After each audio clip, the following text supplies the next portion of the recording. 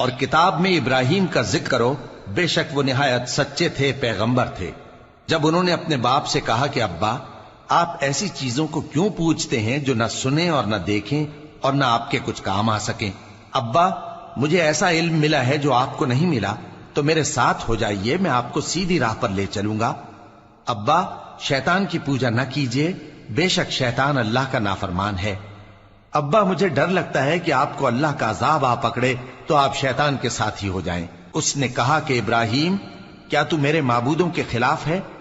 اگر تو باز نہ آئے گا تو میں تجھے سنسار کر دوں گا اور تو ہمیشہ کے لیے مجھ سے دور ہو جا۔ ابراہیم نے سلام علیکم کہا اور کہا کہ میں آپ کے لیے اپنے پروردگار سے بخشش مانگوں گا، بے شک وہ مجھ پر نہایت مہربان ہے۔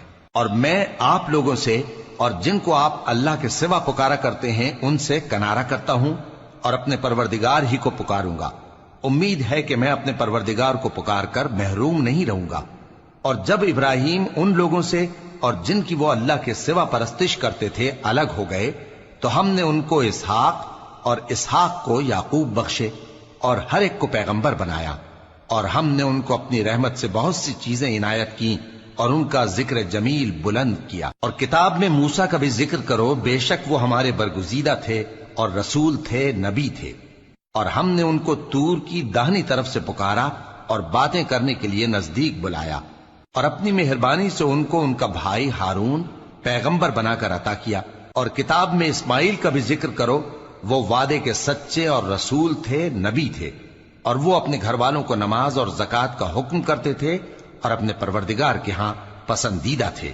اور کتاب میں ادریس کا بھی ذکر کرو، وہ بھی نہایت سچے تھے، نبی تھے، اور ہم نے ان کو اونچی جگہ اٹھا لیا تھا۔ یہ وہ لوگ ہیں جن پر اللہ نے اپنے پیغمبروں میں سے فضل کیا، یعنی اولاد آدم میں سے، اور ان لوگوں میں سے جن کو ہم نے نوح کے ساتھ کشتی میں سوار کیا، اور ابراہیم اور یعقوب کی اولاد میں سے، اور ان لوگوں میں سے جن کو ہم نے ہدایت دی اور جنہیں برگزیدہ کیا۔ جب ان کے سامنے ہماری آیتیں پڑھی جاتی تھیں تو سجدے میں گر پڑتے اور روتے رہتے تھے۔ پھر ان کے بعد چند ناخلف ان کے جانشیں ہوئے جنہوں نے نماز کو ضائع کر دیا اور خواہشات نفسانی کے پیچھے لگ گئے، سو ان قریب ان کو گمراہی کی سزا ملے گی۔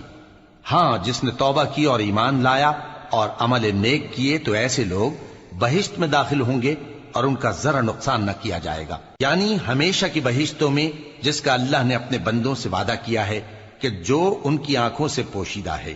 بے شک اس کا وعدہ نیکوکاروں کے سامنے آنے والا ہے، وہ اس میں سلام کے سوا کوئی بیہودہ کلام نہ سنیں گے اور ان کو صبح و شام کھانا ملے گا۔ یہی وہ جنت ہے جس کا ہم اپنے بندوں میں سے ایسے شخص کو مالک بنائیں گے جو پرہیزگار ہوگا۔ اور فرشتوں نے پیغمبر کو جواب دیا کہ ہم تمہارے پروردگار کے حکم کے سوا اتر نہیں سکتے، جو کچھ ہمارے آگے ہے اور جو پیچھے ہے اور جو اس کے درمیان ہے سب اسی کا ہے، اور تمہارا پروردگار بھولنے والا نہیں، یعنی آسمان اور زمین کا اور جو ان دونوں کے درمیان ہے سب کا پروردگار، تو اسی کی عبادت کرو اور اس کی عبادت پر ثابت قدم رہو۔ بھلا تم کوئی اس کا ہم نام جانتے ہو؟ اور کافر انسان کہتا ہے کہ جب میں مر جاؤں گا تو کیا زندہ کر کے نکالا جاؤں گا؟ کیا ایسا انسان یاد نہیں کرتا کہ ہم نے اس کو پہلے بھی تو پیدا کیا تھا جبکہ وہ کچھ بھی چیز نہ تھا؟ سو تمہارے پروردگار کی قسم، ہم ان کو جمع کریں گے اور شیطانوں کو بھی، پھر ان سب کو جہنم کے گرد حاضر کریں گے اور وہ گھٹنوں پر گرے ہوئے ہوں گے۔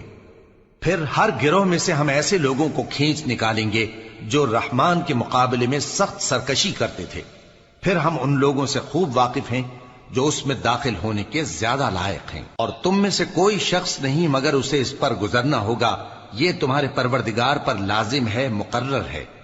پھر ہم پرہیزگاروں کو نجات دیں گے اور ظالموں کو اس میں گھٹنوں کے بل پڑا ہوا چھوڑ دیں گے۔ اور جب ان لوگوں کے سامنے ہماری آیتیں پڑھی جاتی ہیں تو جو کافر ہیں وہ مومنوں سے کہتے ہیں کہ دونوں فریق میں سے مکان کس کے اچھے اور مجلسیں کس کی بہتر ہیں، اور ہم نے ان سے پہلے بہت سی امتیں ہلاک کر دیں، وہ لوگ ان سے ٹھاٹ باٹ اور نمود و نمائش میں کہیں اچھے تھے۔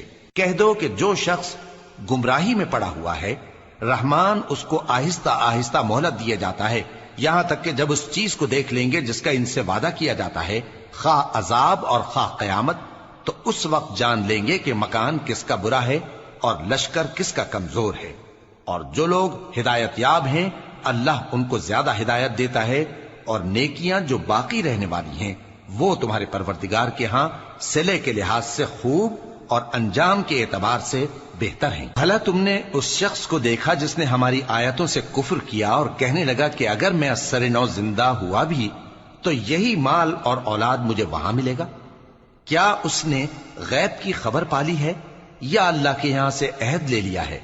ہرگز نہیں، یہ جو کچھ کہتا ہے ہم اس کو لکھتے جاتے اور اس کے لیے آہستہ آہستہ عذاب بڑھاتے جاتے ہیں، اور جو چیزیں یہ بتاتا ہے ان کے ہم وارث ہوں گے، اور یہ اکیلا ہمارے سامنے آئے گا۔ اور ان لوگوں نے اللہ کے سوا اور معبود بنا لیے ہیں تاکہ وہ ان کے لیے موجب عزت ہوں۔ ہرگز نہیں، وہ معبود ان کی پرستش سے انکار کریں گے اور ان کے دشمن و مخالف ہوں گے۔ کیا تم نے نہیں دیکھا کہ ہم نے شیطانوں کو کافروں پر چھوڑ رکھا ہے کہ وہ ان کو خوب اکساتے رہتے ہیں؟ تو تم ان پر عذاب کے لیے جلدی نہ کرو کہ ہم تو ان کے لیے دن شمار کر رہے ہیں۔ جس روز ہم پرہیزگاروں کو رحمان کے سامنے بطور مہمان جمع کریں گے اور گناہگاروں کو دوزخ کی طرف پیاسے ہانک لے جائیں گے، تو لوگ کسی کی سفارش کا اختیار نہ رکھیں گے مگر جس نے رحمان سے اقرار لے لیا ہو۔ اور کہتے ہیں کہ رحمان بیٹا رکھتا ہے۔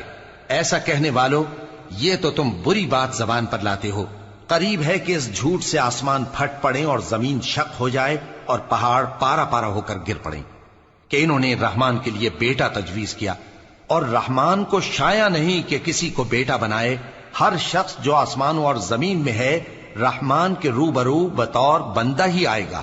اس نے ان سب کو اپنے علم سے گھیر رکھا اور ایک ایک کو شمار کر رکھا ہے، اور یہ سب قیامت کے دن اس کے سامنے اکیلے اکیلے حاضر ہوں گے۔ اور جو لوگ ایمان لائے اور عمل نیک کیے رحمان ان کی محبت مخلوقات کے دل میں پیدا کر دے گا۔